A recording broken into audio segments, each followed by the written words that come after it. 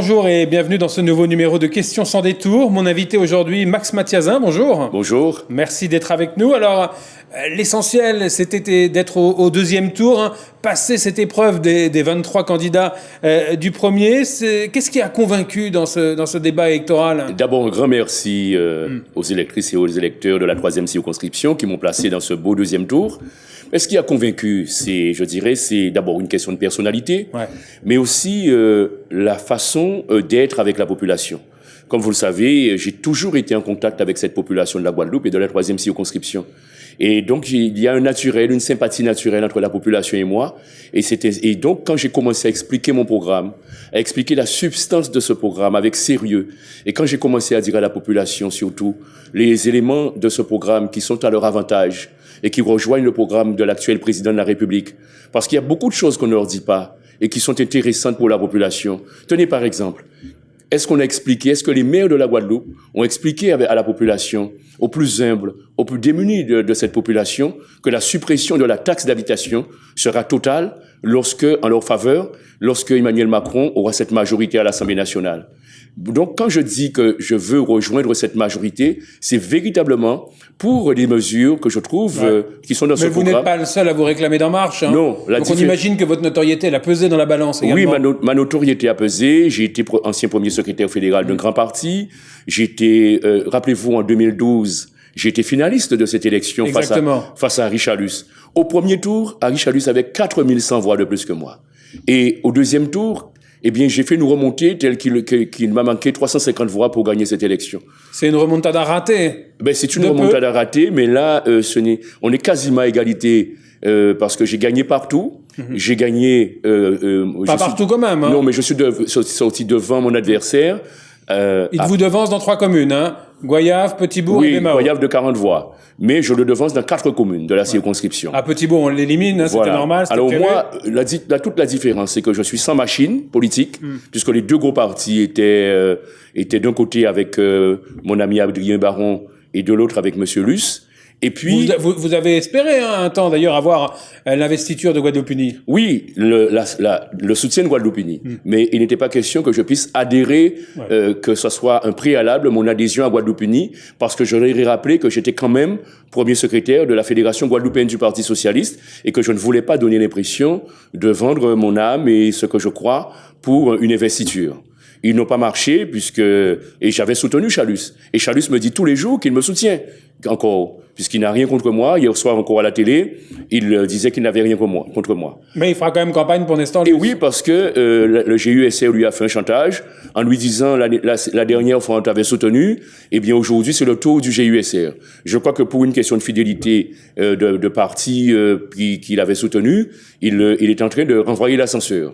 Quoi qu'il en soit, je ne compte pas sur M. Chalus, je compte sur les électeurs de la 3e circonscription. Je compte sur tous ceux qui veulent porter leur soutien parce qu'ils croient que ma parole peut être forte, peut être fondée et peut être entendue à l'Assemblée nationale, pour ceux qui me connaissent. Et puis, je salue également tous les jeunes qui se sont présentés à cette élection, qui ont vu dans cette élection une manière de s'exprimer. Edwin Lopin, Morandet, par exemple le jeune Casomont, il y en a que j'oublie, Monsieur Edenval, et j'en passe et des meilleurs, qui ont mené ce combat-là, parce que pour eux, c'était un instant démocratique, et c'était un moment pour l'affirmation de soi. Il n'y avait pas trop quand même des candidats, 23, c'est beaucoup, non? Mais peut-être que la prochaine fois, il y en aura moins, mais il faut toujours une première expérience. Ça a créé une grande dispersion des voix. C'est pour ça que je pense rassembler toutes ces voix, parce que... Alors comment on fait justement pour les rassembler? Vous êtes en discussion avec tous les autres candidats, là? Je rencontre tous les candidats, tout ce que je sais, et puis il y en a qui viennent vers moi spontanément aussi. Alors, qui vous soutient aujourd'hui? On peut faire un petit compte? Tout ce que je sais, il est trop tôt pour faire un compte parce qu'il y en a qui arrivent encore, mais tout ce que je sais, j'en ai rencontré encore ce matin, il y en a qui arrivent spontanément parce qu'ils étaient nombreux, mais tout ce que je sais, c'est qu'il nous faut une meilleure répartition des pouvoirs. L'argument qui consiste à dire, et j'en appelle à la générosité des Bémaotiens et des petits bourgeois, L'argument qui consiste à dire nous sommes les plus forts, parce que nous sommes les communes les plus peuplées, il faut que tout soit concentré. Ce n'est pas cet argument-là que les Guadeloupéens entendent. Ce que les Guadeloupéens entendent, notamment du Nord Basse-Terre, qui est totalement démuni, etc., que nous puissions étendre le champ du pouvoir, parce que le champ du pouvoir en s'étendant fait aussi que le champ des possibilités et des réalisations et de la défense de la population guadeloupéenne est étendu. Ouais, vous avez 323 voix précisément de retard sur Nestor Luce. Ça se rattrape comment, ça? Ben, ça se rattrape en parlant avec la population et en ne nous fondant pas uniquement sur 2 communes. Ça se rattrape en expliquant notre programme, en faisant de la pédagogie comme nous l'avons fait au premier tour. Ça se rattrape aussi en espérant que le message que j'ai porté sera mieux entendu parce que j'ai été plus explicite que M. Luce. Je ne me suis pas réclamé d'investiture de Macron, d'investiture, d'ailleurs il n'y a pas d'investiture de Macron, d'investiture de Emmanuel Macron ou d'investiture de M. Chalus. Je me suis présenté au peuple tel que je suis. Et au passage, je voudrais savoir pourquoi il n'a pas d'investiture du GUSR. Quand on sait... L'investiture de la République En Marche, hein. Oui. Pourquoi il n'a pas l'investiture de la République En Marche? Ouais. Quand on sait que M. Macron a mis la barre un peu élevée en matière d'investiture parce qu'il est très exigeant sur certaines questions. Il n'y en a que 2 qui l'ont, hein, Diana Perron. Justement, c'est la question que nous nous posons. Pourquoi que 2? Pourquoi que 2? Tiens, justement, là, vous allez faire campagne, on l'imagine, du côté de Sainte-Rose. Il y a beaucoup de voix à prendre là-bas. Adrien Baron, vous l'avez dit, c'est votre ami, vous l'avez contacté, il va vous soutenir. Vos anciens amis de la Fédé? Mes anciens amis de la Fédé. Ils se réunissent ce soir, hein, ce lundi. Oui, alors je ne sais pas quelle sera leur décision. Je pense que la 3e circonscription sera dans le débat, comme les autres circonscriptions. Ils ont gardé certainement... Ils vous en veulent? J'ai gardé, je ne sais pas s'ils m'en veulent, mais j'ai gardé des amis. Je ne crois pas qu'ils m'en veuillent, mais j'ai gardé des amitiés parmi toutes ces personnes. Au-delà de l'aspect politique, vous savez pourquoi je suis parti. Je ne suis pas parti du Parti socialiste en disant que je suis en désaccord idéologique avec le parti. J'ai été un bon premier secrétaire. J'ai des amitiés, Jossin Sapoti, Christian Jean-Charles, Madame Bachazé, pour ne parler que de ceux et de celles qui sont dans la circonscription. Et je suis parti parce que j'étais en désaccord avec un style, une certaine façon de faire de certains. Hilaire Broudet, d'ailleurs, sur l'antenne d'RCI ce matin, le disait, il n'avait rien contre vous, hein. Oui, moi non plus, d'ailleurs. Ouais. Alors, vous avez reçu des soutiens, donc je le disais, vous voulez pas encore nous les annoncer, ces soutiens. Ça va se dessiner quand? Ben, je laisse libre cours et à chacun de mes soutiens.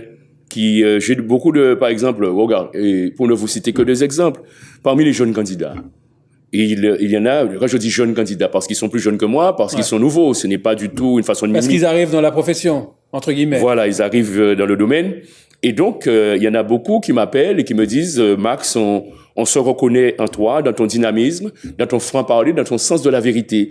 Alors je dois les rencontrer encore, ils sont en train de discuter, et je suis sûr que ils me porteront le soutien qu'il faut. Il y a un chiffre qui frappe, qui détonne, je trouve, c'est le score, votre score, 2297 voix, c'est relativement faible, hein.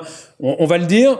L'abstention, on le rappelle, elle est passée par là, mais est-ce que ça va pas créer finalement une sorte d'illégitimité du candidat qui sera élu? Non, s'il n'y a pas un sursaut de cette participation? Non, parce que le premier tour, avec 23 candidats, vous imaginez, si vous additionnez, bon, c'est vrai qu'il y a un très fort taux d'abstention, ouais. Mais si vous additionnez toutes les voix qui sont dispersées, je rappelle que ça fait un montant, un chiffre. Maintenant, illégitimité, il faut attendre le 2e tour. Je crois qu'il y avait 23 candidats. Comme dans un autre canton où il y en a 26 dans le 2e. Il y a un éclaircissement, il y a je dirais, un écrémage qui s'est réalisé. Il y aura là un affrontement, comment dirais-je, une rencontre frontale, idée contre idée, idéologie contre idéologie, conviction contre conviction, et surtout, expérience contre expérience. Parce que mon adversaire, on ne l'a jamais entendu prendre la parole nulle part pour soutenir qui que ce soit. Et quand moi, je soutenais Harry Chalus dans sa campagne, je n'ai pas vu à nos côtés à ce moment-là pour dire qu'il fallait un changement à la tête de la région. Vous le rappeliez, hein, vous avez été battu de très peu par Harry Chalus en 2012. Vous avez perdu des élections à quelques voix près du côté d'EDF. Vous n'avez pas encore peur là que ça vous passe sous le nez? Mais écoutez, vous savez, dans la vie, là, je travaille pour gagner. Je sais que les électeurs disent aujourd'hui que il y aura une machine de guerre en face de vous, hein. Ils disent que c'est le tour de Max. J'ai démontré qu'on pouvait déjouer au premier tour les machines de guerre. Eh bien, écoutez, je n'ai pas peur des machines, puisque moi-même, j'ai conduit une machine de guerre un temps. Donc, je connais les rouages des machines et je sais démonter les boulons de certaines machines qui se croient trop huilées. En fait, vous êtes un peu dans la même position que Justine Bénin, même si elle est sortie en tête. Ah, je salue le combat de Justine Bénin. Parce que les Guadeloupéennes et les Guadeloupéens de sa circonscription ont démontré que la morale doit primer en politique, le travail. Et je suis de la même veine que Justine. Aux antipodes territoriales, nous sommes presque dans le même combat. Et c'est pour ça que je n'appelle aux Guadeloupéens de la 2e circonscription. Je leur dis de donner le coup de main, d'aider Justine Bénin qui symbolise la femme guadeloupéenne qui travaille et qui ne se laisse pas anéantir. Et vous avez d'autres favoris là, en première, dans la 4e? Et Max Mathiasin, parce que nous sommes les 2 candidats de la morale et du combat, de la combativité sans machine, et Max Mathiasin dans la 3e circonscription. Moi-même. Vous avez chanté tout à l'heure en entrant les libres Max, c'est toujours le cas? Oui, j'ai toujours le cas parce que je fais toujours les choses avec le sens de la vérité. Et la première des libertés quand on fait de la politique, c'est de dire la vérité à la population. Merci Max Mathiasin. Merci Christophe. Très bonne fin de journée sur l'antenne de TV. On se retrouve très rapidement pour un nouveau numéro de Questions sans détour.